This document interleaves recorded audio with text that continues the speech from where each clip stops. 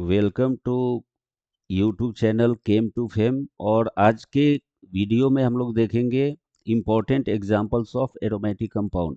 और ये जितना एग्जांपल है वो नीट और आईआईटी के लिए बहुत ही इम्पोर्टेंट है।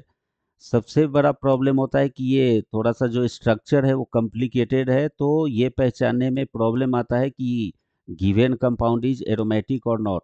तो उसके लिए सबसे पहले हमें क्या करना है कि जो बेसिक कंडीशन होता है एरोमेटिसिटी का वो अप्लाई करना है। वो बेसिक कंडीशन है क्या कि प्लानर डीलोकेलाइज सिस्टम होना चाहिए और उसमें जो नंबर ऑफ डीलोकेलाइज्ड इलेक्ट्रॉन है that should be equal to 4n+2। तो अगर हम फर्स्ट एग्जांपल में देखें तो रिंग में ऑलरेडी दो पाई बॉन्ड है प्रेजेंट और नाइट्रोजन पे है लोन पेयर ऑफ इलेक्ट्रॉन। तो ये जो लोन पेयर ऑफ इलेक्ट्रॉन है ये डीलोकेलाइजेशन में है इन्वॉल्व, इसलिए इस रिंग में total number of delocalised electron हो गया 6 पाई। मतलब जो फर्स्ट मॉलिक्यूल है ये हमारा 6 पाई सिस्टम है। और यहाँ पे टोटल डीलोकेलाइज्ड इलेक्ट्रॉन जो है उसको हम कैलकुलेट कर लेंगे फॉर्मूला 4n+2 रूल से। तो यहाँ पे अगर हम n का वैल्यू 1 रखें तो टोटल जो डीलोकेलाइज्ड इलेक्ट्रॉन है वो आ जाएगा 6, इसलिए फर्स्ट कंपाउंड हो गया हमारा एरोमेटिक। सेकेंड कंपाउंड में हेट्रोसाइक्लिक रिंग में दो पाई बॉन्ड है कंजुगेटेड सिस्टम में प्रेजेंट लोन पेयर के साथ, और ये नाइट्रोजन का जो लोन पेयर है वो कंजुगेशन में है, इसलिए यहाँ पर भी जो डीलोकेलाइज्ड इलेक्ट्रॉन है दैट इज इक्वल टू 6 पाई, और ये भी 4n+2 रूल को फॉलो कर रहा है। और ये सिस्टम जो है हमारा प्लानर डीलोकेलाइज सिस्टम है, इसलिए एरोमेटिक कंपाउंड हुआ। थर्ड मॉलिक्यूल में देखें तो रिंग में पहले से 4 पाई बॉन्ड प्रेजेंट है, मतलब 8 इलेक्ट्रॉन, और ये जो निगेटिव चार्ज है ये पाई बॉन्ड के साथ है कंजुगेशन में। तो जो total number of delocalised electron हो गया यहाँ पे वो हो गया हमारा 10, और ये है 10 पाई इलेक्ट्रॉन सिस्टम। अब हमें देखना है कि ये 4n+2 रूल को फॉलो कर रहा है कि नहीं। तो 4n+2 रूल में अगर हम n का वैल्यू ले ले 2, तो जो total number of delocalised electron है वो हो जाएगा हमारा 10, इसलिए थर्ड कंपाउंड भी हमारा एरोमेटिक कंपाउंड है। फोर्थ एग्जाम्पल में जो मॉलिक्यूल है वो टोटल 5 पाई बॉन्ड कंटेन कर रहा है और ये है कंजुगेशन में।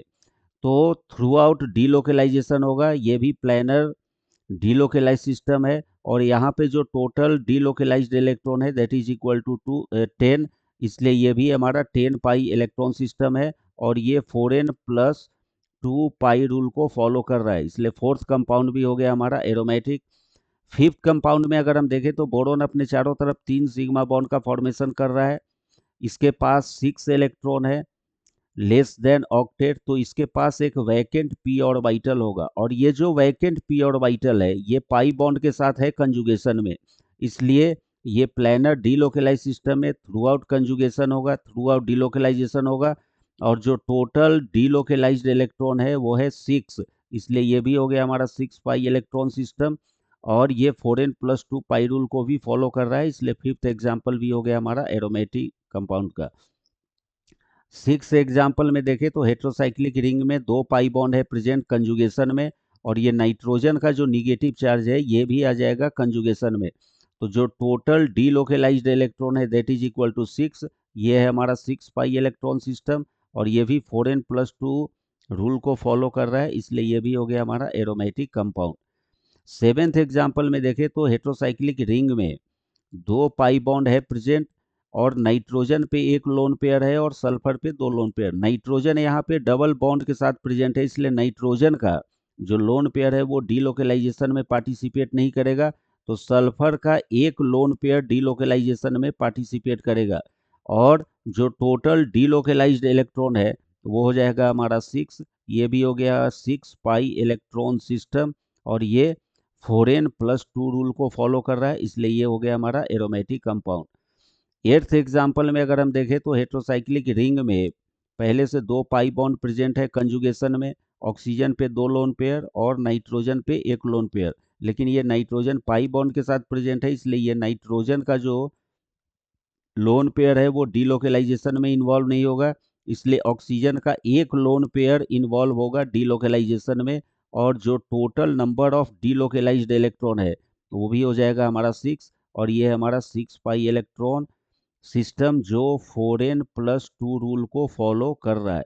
तो ये सब बहुत इंपॉर्टेंट एग्जाम्पल है एरोमेटिक कंपाउंड के लिए। और ये सारे एग्जाम्पल्स पे अगर हम प्रैक्टिस कर ले और उसके बेसिक क्राइटेरिया को ध्यान में रखें तो एरोमेटिसिटी से रिलेटेड जो भी क्वेश्चन होगा उसको हम इजीली सॉल्व कर सकते हैं।